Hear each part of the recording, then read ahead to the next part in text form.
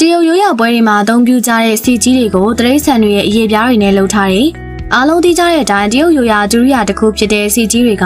တာယာနာပြောပွဲရှိလုံးတဲ့အတန်းကြောင့်နာမည်ကြီးကြပါတယ်။ကိုယ်တော့ဝါဒါမှမဟုတ်တစ်သားနဲ့လှုပ်ထားပြီးတော့အလွယ်တကူဆွေးမြေ့မသွားအောင်တုပ်ဆေးတစ်ထပ်တုပ်ထားပါသေးတယ်။အတွင်းထဲမှာတော့တိခတ်ရင်အတန်ပဲ့တင်ထွက်စေဖို့စပရင်ကွင်းလေးတွေတက်ဆင်ထားပါသေးတယ်။တိခတ်တဲ့နေရာကိုတော့နွားတရေစိတ်တရေဝက်တရေအစားရှိရာတွေနဲ့ကြက်ခတ်ထားပါတယ်။တရေအသားကောင်းကောင်းကိုအသုံးပြုထားတာကြောင့်အတန်ထွက်အားအရန်ကောင်းပါတယ်။အသုံးပြုတဲ့တရေအရည်သွေးကောင်းလေအတန်ထွက်ကောင်းလေပဲဖြစ်ပါတယ်။တိခတ်တဲ့လူရဲ့ကျွမ်းကျင်မှုပေါ်မူတည်ပြီးအနှိမ့်တန်အမြင့်တန်တွေကွာသွားနိုင်ပါတယ်။ဘေးဘက်တွေကိုတော့ပုံစံမျိုးစုံနဲ့အလှဆင်ကြပါတယ်။ပတိစီလေးနဲ့အလှဆင်လေးရှိတယ်လို့ပကြီးပုံတွေနဲ့အလှဆင်တာလည်းတွေ့ရလေးရှိပါတယ်။အများအားဖြင့်ငကားပုံနဲ့ဖီနင်းငတ်ပုံတွေဆွဲကြပါတယ်။တသားချောင်းလေးနှစ်ချောင်းနဲ့အလွယ်တကူတီးခတ်လို့ရတဲ့အတွက်အမျိုးသမီးတွေကအစားတီးခတ်ကြပါတယ်။တရိတ်ဆန်တရေနဲ့လှုပ်ထားတဲ့တရုတ်တွေရဲ့ရိုးရာစီကြီးတွေကဘယ်နိုင်ငံကမှလိုက်တူပါဖို့မလွယ်တဲ့ရိုးရာအမွေအနှစ်တစ်ခုပဲဖြစ်ပါတော့တယ်။